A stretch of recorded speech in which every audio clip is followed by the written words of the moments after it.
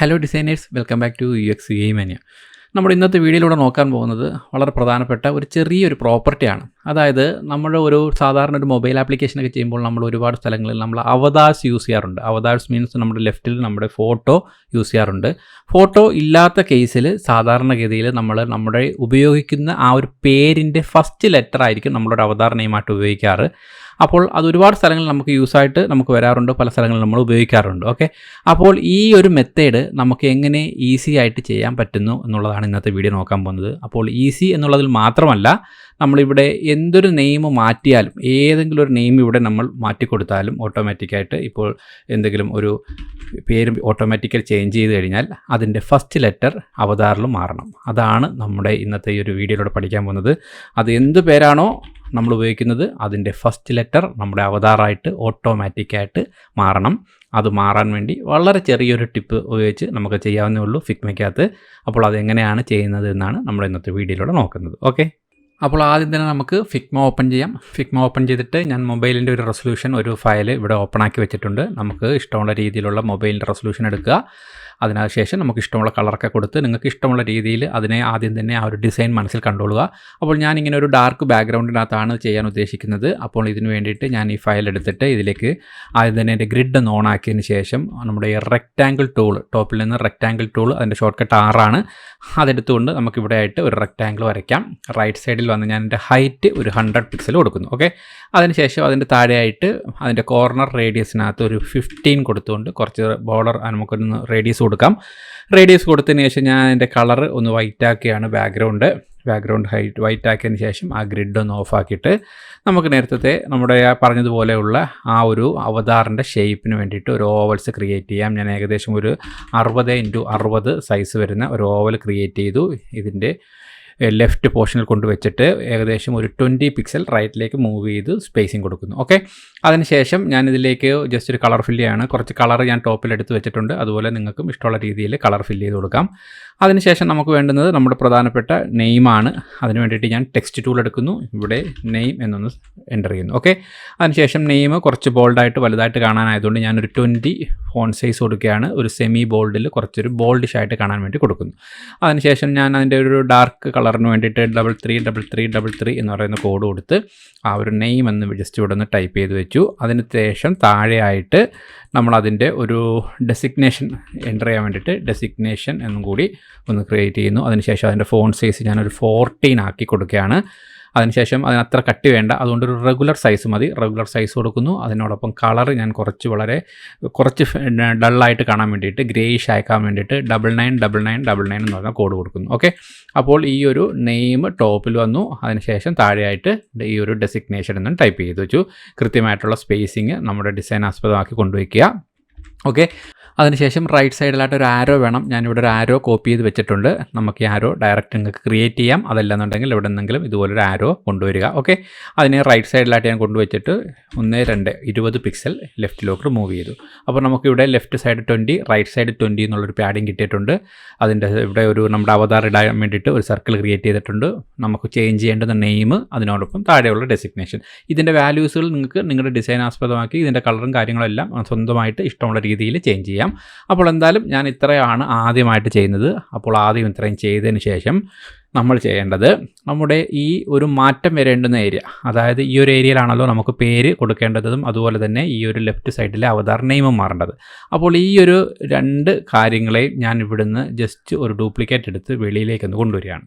അതായത് ഈ ഒരു ഫ്രെയിമിന് വെളിയിലേക്ക് 2ഉം കൂടെ സെലക്ട് ചെയ്തൊരു ഡ്യൂപ്ലിക്കേറ്റ് എടുത്ത് കൊണ്ടുവന്നു. ഓക്കെ, ആ ഒരു ഡ്യൂപ്ലിക്കേറ്റ് കൊണ്ടുവന്നതിന് ശേഷം ശ്രദ്ധിച്ചോളുക, ഈ ഒരു സൈസ്, അതായത് നമ്മൾ ഈ എടുത്തൊരു ഓവൽ സൈസിൽ 16x60 സൈസിലാണ് നമ്മൾ ഈ ഒരു ഓവൽ സൈസ് എടുത്തത്.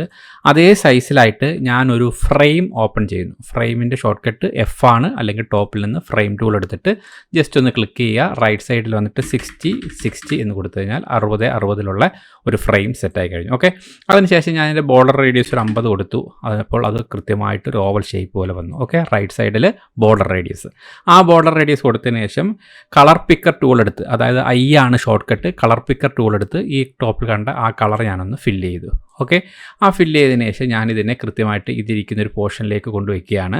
അതിനുശേഷം കൊണ്ടുവച്ചതിന് ശേഷം നിങ്ങൾക്ക് ഒന്നുകിൽ ഇതിനെ കുറച്ച് മൂവ് ചെയ്തുകൊണ്ട് താഴത്തെ ഒരെണ്ണം ഡിലീറ്റ് ചെയ്യാം.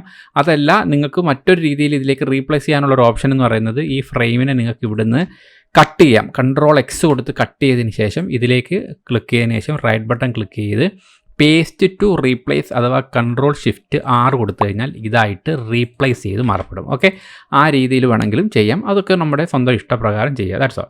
അപ്പോൾ അതിന് ശേഷം അടുത്തായിട്ട് ചെയ്യാൻ പോകുന്നത് ഈ നെയിം എന്ന് പറയുന്നതിനെ ഒരു ഡ്യൂപ്ലിക്കേറ്റ് എടുത്ത് ഞാൻ ദേ ഈ ഒരു ഫ്രെയിമിനകത്തേക്ക് കൊണ്ടുവരുന്നു.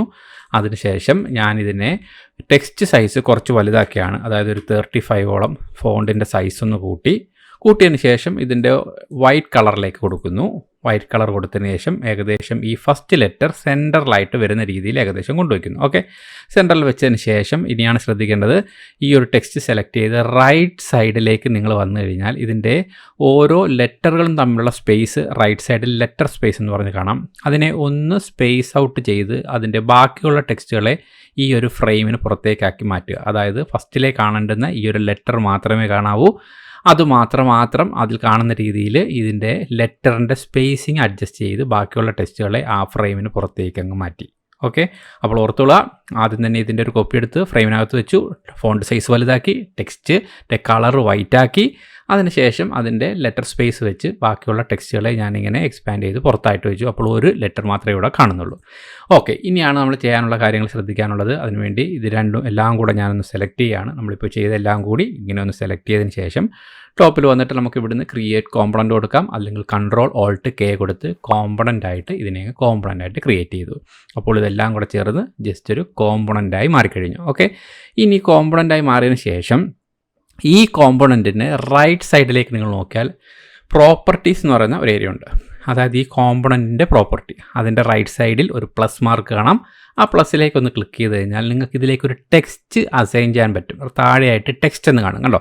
ആ ടെക്സ്റ്റിലൊന്ന് ക്ലിക്ക് ചെയ്ത് കഴിഞ്ഞാൽ നമുക്കിവിടെ നെയിം എന്ന് പറയുന്നത്, ഞാനിവിടെ നെയിം എന്ന് കൊടുത്തതുകൊണ്ട് നെയിം എന്ന് തന്നെ ഒന്ന് ടെക്സ്റ്റ് നെയിം കൊടുക്കുന്നു. അതേപോലെ നെയിം എന്ന് പറഞ്ഞ് ഒരു വാല്യൂവും കൂടെ അതിന് അപ്ലൈ ചെയ്യുന്നു. അതായത് അതിന് ആ പ്രോപ്പർട്ടി നമ്മളൊരു നെയിം കൊടുത്തു, അതിനൊരു വാല്യൂ നമ്മൾ കൊടുത്തു, വാല്യൂ നമ്മൾ നെയിം എന്ന് കൊടുത്തു. That's all. അതിനുശേഷം ക്രിയേറ്റ് പ്രോപ്പർട്ടി ക്ലിക്ക് ചെയ്യുന്നു. അത് നമ്മൾ ക്രിയേറ്റ് പ്രോപ്പർട്ടി ചെയ്ത് കഴിഞ്ഞു. ഓക്കെ, അത് ചെയ്ത് കഴിഞ്ഞാൽ അടുത്തതായിട്ട് ചെയ്യേണ്ടുന്ന ഡ്യൂട്ടി, നിങ്ങൾ ആദ്യം ഈ നെയിം എന്നുള്ളത് ഒന്ന് സെലക്ട് ചെയ്യുക. ഒന്ന് ഡബിൾ ക്ലിക്ക് ചെയ്ത് ആ നെയിം മാത്രം ഒന്ന് സെലക്ട് ചെയ്യുക. ഇനി റൈറ്റ് സൈഡിലേക്ക് വന്നോളൂ. റൈറ്റ് സൈഡിലേക്ക് ചെറുതായിട്ടൊന്ന് സ്ക്രോൾ ചെയ്താൽ നിങ്ങൾക്ക് കാണാം കണ്ടൻറ്റ് എന്ന് പറഞ്ഞ ഒരു ഏരിയയാണ് കണ്ടൻറ്റ്. ഓക്കെ, ഈ കണ്ടൻറ്റ് എന്ന് പറഞ്ഞ ഏരിയയിൽ റൈറ്റ് സൈഡിൽ കിടക്കുന്ന ഈ ആഡ് അപ്ലൈ ടെക്സ്റ്റ് പ്രോപ്പർട്ടി എന്ന് പറയുന്ന ഒരു ഐക്കൺ കാണാം. ഇതിലേക്ക് അപ്ലൈ ടെക്സ്റ്റ് പ്രോപ്പർട്ടിയിൽ ക്ലിക്ക് ചെയ്ത് കഴിഞ്ഞാൽ നിങ്ങൾക്ക് ഇവിടെ ആയിട്ട് നേരത്തെ കൊടുത്ത ആ ഒരു വാല്യൂ കാണാം, അതായത് നെയിം എന്ന് കാണാം. ജസ്റ്റ് ഒന്ന് സെലക്ട് ചെയ്തോളുക. അപ്പോൾ അതിന് നിങ്ങൾ ഒരു കണ്ടൻറ്റ് പിന്നെ പ്രോപ്പർട്ടി നെയിം എന്നുള്ളത് അപ്ലൈ ചെയ്തു കഴിഞ്ഞു എന്നാണ് അതിൻ്റെ അർത്ഥം. ഇനി അടുത്തതായിട്ട് അകത്ത് കിടക്കുന്ന ആ ഒരു നമ്മൾ സ്പേസ് ഔട്ട് ചെയ്ത ആ വലിയ എൻ, അതായത് വലിയ ടെക്സ്റ്റ് കിടക്കുന്ന അതും ഒന്ന് സെലക്ട് ചെയ്യുക. ഡബിൾ ക്ലിക്ക് ചെയ്ത് അതൊന്ന് സെലക്ട് ചെയ്യുക. അതും ഇതേപോലെ റൈറ്റ് സൈഡിൽ വരിക. കണ്ടൻറ്റിൽ നിന്നും നെയിം എന്ന് പറയുന്ന വാല്യൂ ഒന്ന് സെലക്ട് ചെയ്ത് കൊടുക്കുക. അപ്പോൾ നമ്മൾ ഇവിടെ എഴുതിയിരുന്ന രണ്ട് ടെക്സ്റ്റുകൾക്കും റൈറ്റ് സൈഡിൽ വന്ന് കണ്ടൻറ്റിനകത്ത് വാല്യൂ മാറ്റി കൊടുത്തു. ഓക്കെ, അത്ര മാത്രമേ ചെയ്യുന്നുള്ളൂ. അതിനുശേഷം ഈ ഒരു പ്രോപ്പർട്ടി നമ്മളിവിടെ എല്ലാം സെറ്റ് ചെയ്ത് കഴിഞ്ഞു, നമ്മുടെ പണിയും കഴിഞ്ഞു. ഇതിനെ ഞാനൊന്ന് കോപ്പി ചെയ്യുകയാണ്. അതായത് ഇപ്പോൾ ഒരു പ്രോപ്പർട്ടി നമ്മൾ എല്ലാം കൊടുത്തതിന് ശേഷമുള്ള ഒരു കോമ്പണൻ്റ് ആണ്. അപ്പോൾ ആ കോമ്പണൻറ്റിനെ ഞാൻ മൊത്തത്തിൽ സെലക്ട് ചെയ്തൊന്ന് കോപ്പി ചെയ്യുന്നു. അപ്പോൾ നിങ്ങൾക്ക് എല്ലാവർക്കും അറിയാം, ഈ ഒരു കോമ്പണൻ്റ് ഓട്ടോമാറ്റിക് ലെഫ്റ്റിലെ അസറ്റ് എന്ന് പറയുന്ന നമ്മുടെ ഈ ഒരു ടാബിലും വന്നിട്ടുണ്ടായിരിക്കും. നിങ്ങൾക്ക് വേണമെങ്കിൽ ഇവിടെ നിന്ന് വേണമെങ്കിലും എടുത്ത് ഉപയോഗിക്കാം. അതല്ലെങ്കിൽ ഈ ഒരു ഇവിടെ ഡയറക്റ്റ് വന്ന് കോമ്പണൻറ്റിനെ കോപ്പി ചെയ്യുകയും ചെയ്യാം. രണ്ട് രീതിയിലും ചെയ്യാം. അപ്പോൾ എനിവേ ഞാനിവിടെ ഒന്ന് സെലക്ട് ചെയ്തു, കോമ്പണൻറ്റിനെ Ctrl C അടിച്ച് കോപ്പി ചെയ്യുന്നു. അതിനുശേഷം ഇവിടെ വന്ന് എനിക്ക് മാറ്റേണ്ടുന്നത് ഇതുമാണല്ലോ. അത് രണ്ടും കൂടെ ഒന്ന് സെലക്ട് ചെയ്തു, Ctrl G അടിച്ചൊന്ന് ഗ്രൂപ്പ് ചെയ്തു. ഇത് രണ്ടും അതാക്കി മാറ്റാൻ വേണ്ടിയാണ് ഈ രണ്ട് സാധനവും കൂടെ ഞാനൊന്ന് സെലക്ട് ചെയ്യുന്നു. ഗ്രൂപ്പ് ചെയ്തതിന് ശേഷം right button paste to replace അഥവാ Ctrl Shift R കൊടുക്കുന്നു. അതായത് ഞാൻ ടോപ്പിൽ നേരത്തെ കൊടുത്തിരുന്ന ആ നെയിം എന്ന് പറയുന്നത് ഇവിടെ വന്നപ്പോൾ നെയിം നമ്മുടെ ആ പ്രോപ്പർട്ടി ആക്കി മാറ്റി. ഇനി ഇവിടെ വന്നിട്ട് എനിക്ക് എന്തെങ്കിലും അഡ്ജസ്റ്റ്മെൻറ്റ്സുകളോ മറ്റോ ഒക്കെ ചെയ്യണമെന്നുണ്ടെങ്കിൽ ഇവിടെ റൈറ്റ് സൈഡിലെ കോമ്പണൻറ്റിൽ വന്ന് ചെയ്യാം. അതായത് ഇവിടുത്തെ സ്പേസിങ് എനിക്കിപ്പോൾ നേരത്തെ ഞാൻ കൊടുത്തിരുന്ന അതുമായിട്ട് മാച്ച് ചെയ്യണമെങ്കിൽ ഇവിടെ വരാം. ഈ കോമ്പണൻറ്റിനകത്ത് ഞാൻ അല്പം എന്തോ മാറ്റം വരുത്തിയാലും എനിക്ക് റൈറ്റ് സൈഡിൽ ആ മാസ്റ്റർ കോമ്പണൻറ്റിൽ വരുത്തുന്ന മാറ്റം ഓട്ടോമാറ്റിക്കായിട്ട് ലെഫ്റ്റ് ഡിസൈനിലും പ്രതിഫലിക്കും. കണ്ടോ? അപ്പോൾ എന്തെങ്കിലും ഇതുപോലുള്ള മാറ്റങ്ങളോ സ്പേസിങ്ങോ എന്തെങ്കിലും നിങ്ങൾക്ക് ഇവിടെ ചെയ്യണമെങ്കിൽ നേരെ ഇവിടെ റൈറ്റ് സൈഡിൽ നിങ്ങളുടെ ഒറിജിനൽ ആ ഒരു കോമ്പണൻറ്റിലേക്ക് വരിക, അവിടെ മാറ്റുന്നു, ആ വരുന്ന മാറ്റം ഓട്ടോമാറ്റിക്കായിട്ട് ഇവിടെ ആയിട്ട് പ്രതിഫലിക്കുന്നു. അപ്പോൾ ഇത് ഡിസൈൻ വൈസ് ഏകദേശം സെറ്റായി കഴിഞ്ഞു. അങ്ങനെ നമ്മുടെ ഈ ഒരു കാർഡിൻ്റെ ഫസ്റ്റ് പണി കഴിഞ്ഞാൽ പിന്നെ നമ്മളൊന്നും ചെയ്യാനില്ല. ഇതിൻ്റെ എല്ലാത്തിൻ്റെയും കൂടെ അങ്ങോട്ട് സെലക്ട് ചെയ്യുന്നു. അതിനുശേഷം നമ്മൾ ഗ്രൂപ്പ് ചെയ്യുന്നു. ഗ്രൂപ്പ് ചെയ്തതിന് ശേഷം നമ്മൾ സാധാരണ പോലെ താഴേക്കൊരു ഡ്യൂപ്ലിക്കേറ്റ് എടുക്കുന്നു. ഏകദേശം ഒരു 20 ഒരു പാഡിങ് കൊടുത്തുകൊണ്ട് അടുത്തത് വെക്കുന്നു. ഞാൻ അതിന് രണ്ടും കൂടെ സെലക്ട് ചെയ്തുകൊണ്ട് ജസ്റ്റ് ഒന്ന് ഓട്ടോ ലേഔട്ട് ആക്കിയാണ്. ഓട്ടോ ലേഔട്ട് ആയി കഴിഞ്ഞാൽ എനിക്ക് ഓരോന്ന് ക്ലിക്ക് ചെയ്തുകൊണ്ട് Ctrl+D അടിച്ച് ഡ്യൂപ്ലിക്കേറ്റ് ചെയ്ത് ഒരേ സ്പേസിലായിട്ട് അങ്ങോട്ട് പറക്കി വയ്ക്കാം. അങ്ങനെ ഞാനൊരു Ctrl+D അടിച്ച് കുറച്ച് ഡ്യൂപ്ലിക്കേറ്റും വെച്ചു. ഓക്കെ, അതിനുശേഷം ഞാൻ രണ്ടാമത്തെ ഈ ഒരു ഇതിൽ വന്നിട്ട് രണ്ടാമത്തെ ഈ ഒരു ഷേപ്പ് ഒന്ന് സെലക്ട് ചെയ്തതിന് ശേഷം അതിൻ്റെ കളറൊന്ന് മാറ്റി കൊടുക്കുന്നു. അതിനുശേഷം മൂന്നാമത്തേൽ ജസ്റ്റ് വന്നിട്ട് അതിൻ്റെ കളറൊന്ന് ഞാൻ ടോപ്പിൽ നിന്ന് മാറ്റി കൊടുക്കുന്നു. അതേപോലെ നാലാമത്തേലും എല്ലാം ഓരോന്നിലും ജസ്റ്റ് ഒരു കളർ ഒരു ഡിഫറൻസ് നമ്മൾ സാധാരണ ജിമെയിലൊക്കെ കാണുമ്പോൾ നിങ്ങൾ കണ്ടിട്ടുണ്ടായിരിക്കും. ഓരോന്നിലും ഓരോരോ കളറുകളിലാണ് കാണുന്നത്. അതുകൊണ്ട് തന്നെ ഇതിൽ ഈ ഒരു സർക്കിൾ ഒന്ന് സെലക്ട് ചെയ്തുകൊണ്ട് നമ്മൾ ഈ കളറുകളൊക്കെ ഒന്ന് ജസ്റ്റ് ഒന്ന് മാറ്റി കൊടുത്തു. അത്ര മാത്രമേ ചെയ്തുള്ളൂ. അപ്പോൾ നമ്മുടെ ഈ ഒരു ഡിസൈൻ ബേസ്ഡ് ആയിട്ടുള്ള ഈ ഒരു കാര്യം റെഡിയായി കഴിഞ്ഞു. ഇനി ഈ ഡിസൈൻ നിങ്ങൾക്ക് റെഡിയായി കഴിഞ്ഞാൽ ഇത് നിങ്ങൾക്ക് എല്ലാ സാഹചര്യങ്ങളിലും നേരത്തെ പറഞ്ഞതുപോലെ മാറ്റി ഉപയോഗിക്കാം. അവിടെയാണ് നമ്മൾ ശ്രദ്ധിക്കുക. ഇനി ഇവിടെ നിങ്ങൾ വരുന്നു, നിങ്ങളുടെ ഫസ്റ്റ് നെയിം ആരാണോ, ജസ്റ്റ് ഇപ്പോൾ ഞാനിവിടെ ഒരു പേരടിക്കുന്നു, മേ ബി ഒരു uxuimania എന്ന് തന്നെ പേരടിക്കുകയാണെന്ന് ശ്രദ്ധിച്ചോളുക. അപ്പോൾ എന്താണ് മാറ്റം സംഭവിക്കുന്നതെന്ന് നിങ്ങളൊന്ന് ശ്രദ്ധിക്കുക. അതിന് വേണ്ടിയിട്ട് ഞാനൊന്നും കൂടെ ജസ്റ്റ് ഒന്ന് സൂം ചെയ്യാം. മാറ്റം ഒന്ന് കാണാൻ വേണ്ടിയിട്ട് നെയിം സെലക്ട് ചെയ്യുന്നു. നമ്മളിവിടെ uxuimania എന്ന് ടൈപ്പ് ചെയ്ത് കഴിഞ്ഞാൽ ഓട്ടോമാറ്റിക്കായിട്ട് ഫസ്റ്റ് ടെക്സ്റ്റ് യു ആയിട്ട് മാറുന്നു. കണ്ടോ? ഇനി രണ്ടാമത് ഇവിടെ വന്നിട്ട് നമുക്ക് ജോർജ് എന്നൊരു പേര് കൊടുക്കാം. ഓക്കെ, അപ്പം അതിൻ്റെ ജി ഓട്ടോമാറ്റിക്കായിട്ട് അവിടെ മാറി. ഇനി മറ്റെന്തെങ്കിലും ഒരു പേര് കൊടുക്കുന്നു, അനീഷ്, ഓട്ടോമാറ്റിക് മാറുന്നു, എ മാറുന്നു. ഇനി മറ്റെന്തെങ്കിലും ഒരു പേര് കൊടുക്കുന്നു, സുരേഷ്, എസ് വരുന്നു. അങ്ങനെ നമുക്ക് ഏത് പേര് ഇവിടെ സെർച്ച് ചെയ്യുന്നോ നമുക്ക് ഓട്ടോമാറ്റിക്കായിട്ട് ആ ഒരു ടെക്സ്റ്റും ലെഫ്റ്റിൽ അവതാർ ടെക്സ്റ്റും ഇവിടെ ആയിട്ട് നിങ്ങൾക്ക് മാറുന്നതാണ്. ഓക്കെ, കണ്ടോ?